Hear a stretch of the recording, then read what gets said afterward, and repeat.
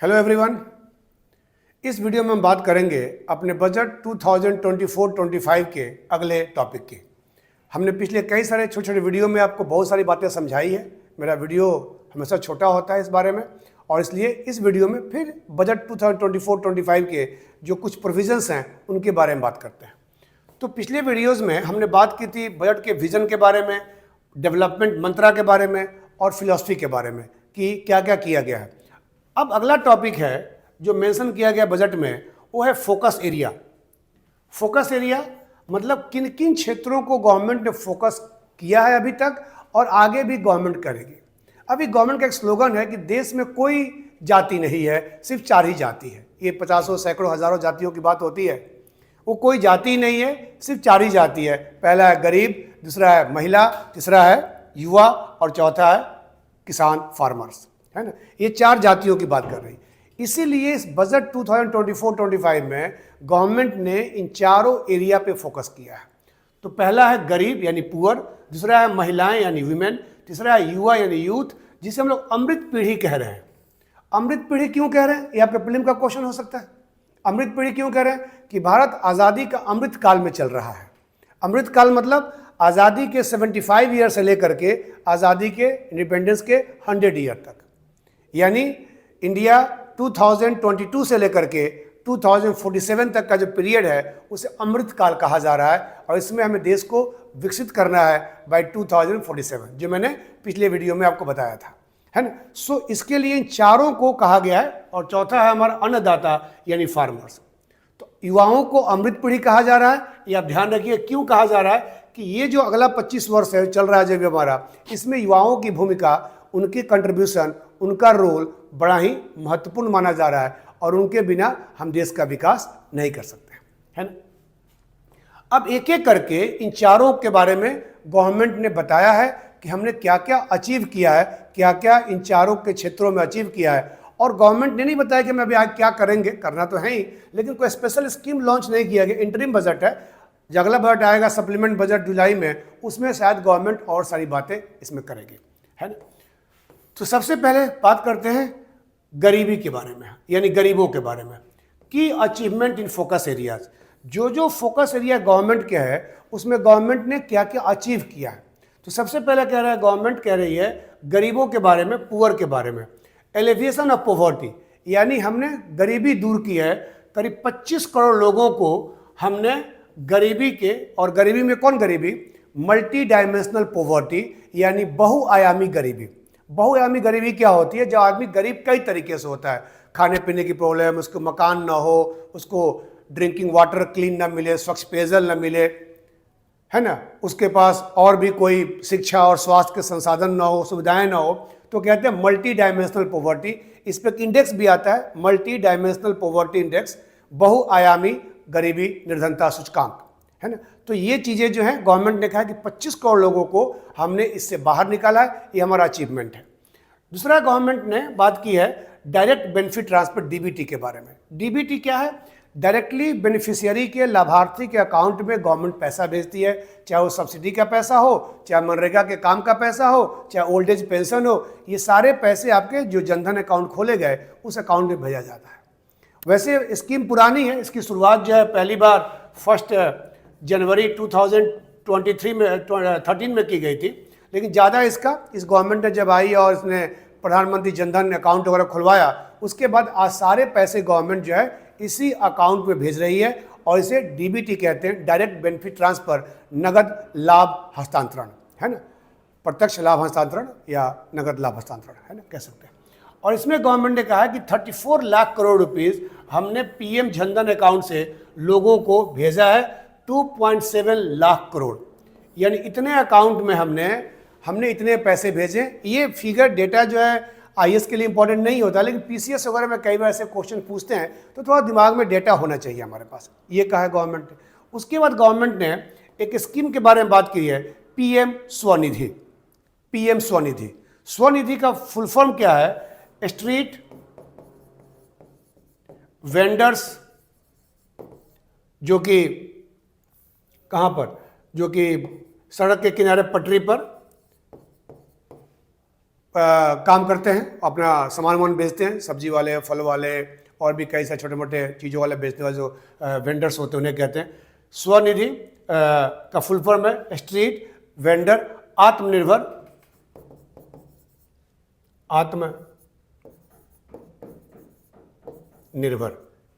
ए से आत्मनिर्भर हो गया।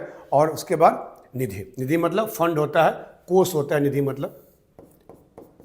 यानी जो भी वेंडर्स जो हैं जो सड़क के किनारे अपना रिक्शा वगैरह, रेडी वगैरह, ठेला वगैरह, जो भी आप कह सकें उसको, वो लगाकर काम करते हैं, सामान बेचते हैं, उनके लिए गवर्नमेंट ने ये स्कीम शुरू किया था। ये स्कीम शुरू हुआ था 1 जून 2020 को, 1 जून 2020 को, है ना। इस स्कीम में क्या था, ये कब शुरू किया था? कोविड के समय में। कोविड के समय में चूंकि देश में बड़ी प्रॉब्लम थी, खासकर वैसे लोग जो इस प्रकार से काम करते थे, सब जगह लॉकडाउन लगा हुआ था, वो काम अपना नहीं कर सकते थे, उनको खाने पीने की दिक्कत हो गई थी। तो गवर्नमेंट जो अर्बन एरिया में, खासकर अर्बन एरिया में, शहरी क्षेत्रों के लिए ये शुरू किया गया था। और इसके अंदर गवर्नमेंट ने कहा है credit assistance provided to 78 lakh street vendors और 2.3 lakh have received credit for the third time. ये सब डेटा है। यानी कि इस स्कीम को आपको जानना है, स्कीम क्या है, कब शुरू किया गया और इसके अंदर क्या है। गवर्नमेंट जो है इसमें जो भी स्ट्रीट वेंडर्स हैं जो सड़क किनारे पटरी लगा के काम करते हैं, सामान बेचते हैं, उन लोगों को गवर्नमेंट जो क्या करेगी, करती है, इसमें लोन देती है और उनको अपने लोन लेकर के और पैसा वगैरह वो अपना कमाते हैं और अपना अर्निंग करते हैं। ये एक सेंट्रल सेक्टर स्कीम है। दो टाइप की स्कीम होते हैं, बार बार यूज करूंगा, यही बता देता हूं, अगली बार नहीं बताऊंगा। एक होता है सेंट्रल सेक्टर स्कीम, जिसमें सारा का सारा पैसा 100% फंडिंग जो है वो सेंट्रल गवर्नमेंट करती है। और एक होता है सेंट्रली स्पॉन्सर्ड स्कीम, जिसमें सेंटर और स्टेट दोनों काम करके कहते हैं। सेंट्रल सेक्टर स्कीम को केंद्र क्षेत्रीय योजना कहते हैं और सेंट्रल स्पॉन्सर स्कीम को केंद्रीय प्रायोजित योजनाएं कहते हैं, जिसमें सेंटर, स्टेट, केंद्र और राज्य दोनों मिलकर काम करते हैं। ध्यान रखिएगा। तो बार बार मैं बोलूंगा कि ये स्कीम किसके अंडर आता है, सेंट्रल सेक्टर स्कीम है या सेंट्रली स्पॉन्सर्ड स्कीम है, या मैं बोलूंगा किस मिनिस्ट्री में आता है, तो भी ध्यान रखिएगा। ये जो स्कीम है वो ministry of housing and urban affairs के अंदर आता है। आवास एवं शहरी मामलों के मंत्रालय जो है उसके अंदर आता है। और ये स्कीम शुरू किया गया कोविड के समय, जो स्ट्रीट वेंडर को प्रॉब्लम हो रहा था उसके लिए, है ना। इसके बाद गवर्नमेंट ने बताया गरीबी क्षेत्र के लिए एक योजना के बारे में, जिसे हम कहते हैं पीएम जनमन योजना। पीएम जनमन योजना क्या है, जो कि गवर्नमेंट ने शुरू किया था और काफ़ी ये भी अच्छा स्कीम रहा, जिसके चलते कई सारी चीज़ें जो है वो गरीबों को फ़ायदा हुआ। पीएम जनमन योजना, जनमन भी शॉर्ट फॉर्म है, ध्यान रखिएगा। ये सब शॉर्ट फॉर्म जो है, जो भी स्कीम्स वगैरह हैं उनके शॉर्ट फॉर्म जानने पड़ेंगे आपको। शॉर्ट फॉर्म क्या है इसका शॉर्ट फॉर्म है प्रधानमंत्री, पीएम का तो प्रधानमंत्री जनजाति आदिवासी न्याय महाअभियान, है ना। ये एक जनमन का शॉर्ट फॉर्म है। जनजाति, जे से जनजाति, एक मिनट, जनजाति आदिवासी न्याय महाअभियान योजना, है ना। ये आप चाहें तो अपन लिख लेंगे, जनजाति में आदिवासी में ट्राइब्स, न्याय महाअभियान। ये सब शॉर्ट फॉर्म बनाए जाते हैं ताकि थोड़ा सा बेटर हो। किस दिन शुरू किया गया था स्कीम? ये शुरू हुआ था स्कीम 15 नवंबर 2023, है ना। और इस दिन क्या होता है, इस दिन जनजाति गौरव दिवस मनाया जाता है। जनजाति गौरव दिवस, ये सब फैक्ट है आपके लिए और ये सब एग्जाम के लिए इंपॉर्टेंट है। जनजाति गौरव दिवस उसी दिन ये शुरू किया गया था। ये दोनों स्कीम है, सेंट्रल सेक्टर भी है और सेंट्रल स्पॉन्सर्ड भी है। कुछ राज्यों में सेंट्रल सेक्टर हो जाता है, उस राज्य में पूरा पैसा गवर्नमेंट देगी, और कुछ राज्यों में सेंट्रली स्पॉन्सर्ड हो जाता है, वहाँ पे केंद्र और राज्य दोनों मिलकर करेंगे। तो क्वेश्चन पूछता है कि क्या सेंट्रल सेक्टर स्कीम है, तो नहीं, ये कुछ राज्यों के लिए सेंट्रल सेक्टर स्कीम है जहाँ ज़्यादा ट्राइब्स वगैरह होंगे, और कुछ राज्यों के लिए सेंट्रली स्पॉन्सर्ड होगा जहाँ पर केंद्र राज्य दोनों मिलकर के काम करेंगे, है ना। इसका ये जो स्कीम है वो मिनिस्ट्री कौन होगा, तो ministry of tribal affairs, and जो उसका राज्य के साथ कोलैबोरेशन होगा सेंट्रल गवर्नमेंट का ट्राइबल अफेयर का या आदिवासी मामलों का मंत्रालय, और जो बाकी राज्य होंगे या यूनियन टेरेटरीज होंगे उनसे मिल करके स्कीम में चलाया जाएगा। इसका भी स्कीम का कॉमन सेंस लगाएंगे तो क्या है, इसका स्कीम का उद्देश्य क्या हो सकता है, ऑब्जेक्टिव क्या हो सकता है, एम क्या हो सकता है कि आदिवासी को, ट्राइब्स को मेन स्ट्रीम में लाना। अभी भी देश में ट्राइबल की जो कंडीशन है वो बहुत अच्छी नहीं है। कई इलाके में ट्राइब्स जो अभी भी कटे हुए हैं समाज से, उन समाजों में नहीं आते हैं, तो डेफिनेटली उन लोगों को नए उसमें लाना, उन लोगों को मेन स्ट्रीम में लाना, जिससे कि वो देश में जुड़ सकें और देश में अपना कंट्रीब्यूट कर सकें, क्योंकि वहाँ का भी कल्चर अलग है। वो लोग भी कई सारे इकोनॉमी में कंट्रीब्यूट कर सकते हैं, भारत के कल्चर में कंट्रीब्यूट कर सकते हैं। तो ये सारी चीज़ें कहीं ना कहीं इस स्कीम में रखा गया है, जो कि बड़ा इंपॉर्टेंट है। तो डेट कब शुरू किया गया, गौरव दिवस, कौन सा मिनिस्ट्री है, किस टाइप का स्कीम्स है, ये सारी चीज़ें आपको इसमें ध्यान रखना पड़ेगा। और ये चीज़ें जो हैं इसमें ये भी देख लेना कि किस स्टेट में कितने कितने आपके ट्राइब्स वगैरह हैं। सबसे ज़्यादा ट्राइब्स किस स्टेट में हैं, कुछ खास स्टेट हैं, उड़ीसा है, झारखंड है, तमिलनाडु क्या कहते हैं आपका छत्तीसगढ़ है ना, बिहार है, ये कई सारे स्टेट्स में, आंध्र प्रदेश में भी है, कई सारे स्टेट्स में ज़्यादा आपके ट्राइब्स होते हैं। उन ट्राइब्स के बारे में आपका एक दिमाग क्लियर होना चाहिए और डेफिनेटली उससे आपके एग्जाम में क्वेश्चंस आ सकते हैं। इसके बाद कहा गया है पीएम विश्वकर्मा योजना। पीएम विश्वकर्मा ये भी काफ़ी अभी चर्चा में रहा है। पीएम विश्वकर्मा